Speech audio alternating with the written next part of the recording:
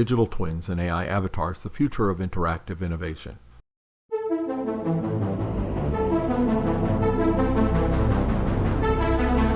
They formed a company, it's Twin Protocol, and we're heavy into digital twins. And of course, in the show notes, I link to twinprotocol.ai. I have a bot there. I have just stood in front of a camera and with a suit on and talked for 90 seconds on rambling about whatever. They sent it back to me with a avatar doing it that looks just like me, sounds like my voice, but without the ums and ahs I'm prone to do. All of those. And then it was in Spanish. I don't speak Spanish. And it was in Mandarin. I definitely don't speak Mandarin. It sounded like Mandarin for what little I know. My wife speaks Spanish. She was in the room when I played it, and she goes like, "That's you speaking Spanish. How'd you do that?" So a convincing thing. And the main thing is that we've created that digital banker's box, and now we call it a digital twin, and we're putting everything we do. They made a Deepak Chopra bot and took all of his books, entered them into an AI, along with there's plenty of recordings of Deepak Chopra. And if you go to, I think it's digitaldeepak.ai or maybe just Deepak, at any rate, you go there as a Deepak Chopra fan, and you can ask Deepak a question. And it's going to answer it as well as Deepak could. Because what are the chances you're going to get a one-on-one with Deepak Chopra? You get up to about 5, and then you have to have an account to do it. But at 5, it reminds you that if you want to continue, you're going to need to be able to pay per sessions. And you do, and it's totally cheap, $10, $20, $30, something like that. Enough that nowhere near what one therapy session would be with any coach, let alone somebody as talented as Deepak Chopra. That's a great business model. They put all of the answers, because you're logged in with your account, all of the answers are recorded in your Twin Vault. Imagine if every form you fill out, every survey you answer, every email exchange, all gets fed into a vault and then can help you with things. I think it's fantastic. I'm building twins wherever I can. I'm going to do a lot more with that one and have a public debut. That I didn't mean to get quite that carried away on this one, but again, we've got it in the series now. Actually, over on my Emerging Technologies YouTube channel, I've done several where I talk about it. And of course, we're probably going to have a series where the robot me does a better job than me, looks better on camera. He keeps his eyes open all the time, which I have a tendency not to do. No ums and ahs, and can answer your question. You may not want to ask me a question about politics or world affairs, but you can.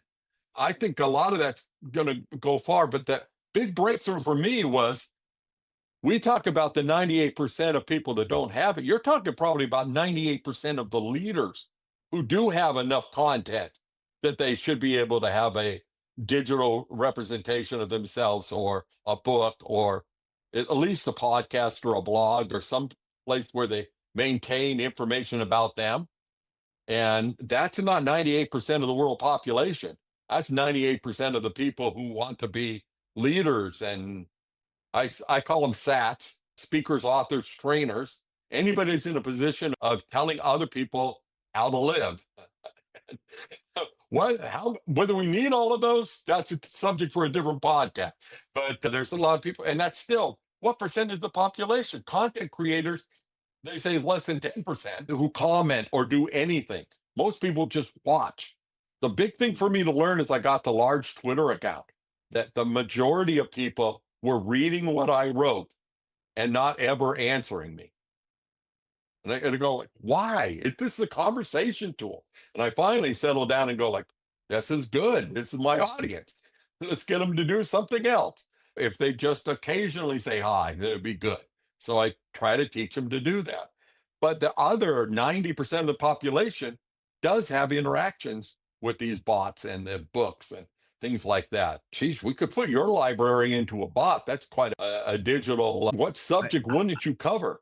I have done that. It's pretty powerful. Hey, to answer your question, and I got a boogie. I just GPT'd, it's the 1% rule. 1% of users actively create content. Right. 90% of users interact with that content.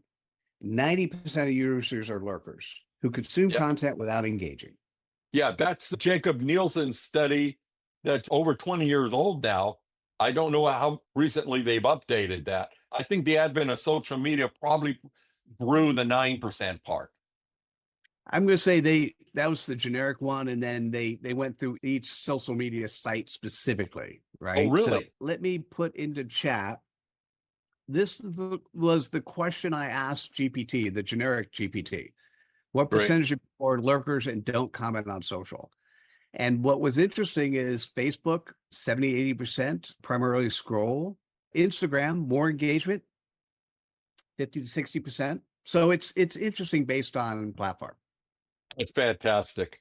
My Let me producer's share- good. Let me share where people can reach out to me. It's very simple. I encourage you to go to the Mitchell Levy website. So it's mitchelllevy.com, mitchellevy.com. What you'll do is see the latest stuff that I'm doing. We do some interesting content. I do a clarity session. We have a referral webinar. Anyone who's interested in learning how to do a better job of creating one-on-one conversations using LinkedIn, that's something for me.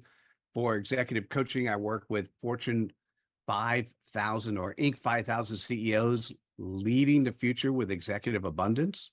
And more importantly, if you want to spend time with me on the calendar, you can just go to mitchelllevy.com and book time. There you go. It's the thing to do. I'll tell you, I've done it many times. We have worked on, I think we actually worked on something that became a book at some point. I know I'm one of the 500, and just every call with you is always enlightening, and everything for talking about old days, OGs talking about tech, to our common love of publishing and doing that for others and helping them with it. Today, you've got a system. I've retired into just doing that. Yeah, I use that R word. I'm nowhere near retired, but I've retired from helping people with their books, except for on exception. It's still, authors are still, they're a lot, especially the fiction authors I used to work with. I want to write this novel. When is it going to be done? It's almost done, means that they've got a kind of an outline. But when people really want to get it done, you've got a system that works. I tell you that having the representation where you present to the rest of the world's great. And for those of you who don't want to do that, know that in the future, all the bits and pieces of your life are going to be in a distributed blockchain, distributed what we're all about, where the AI saves the answers and interacts with you. If it's just you, fine. If it's you and a few people, how cool would it be if your great grandchildren can hook up to this thing and talk to you like you were there with them?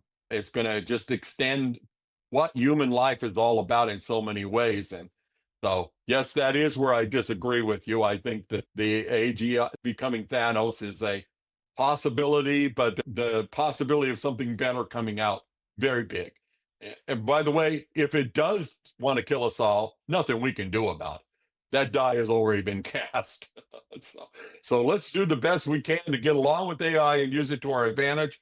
And more important, use it to the advantage of helping everybody else on the planet. If those of us have that altruistic aim, work at that, we are going to overcome any of the negative things coming.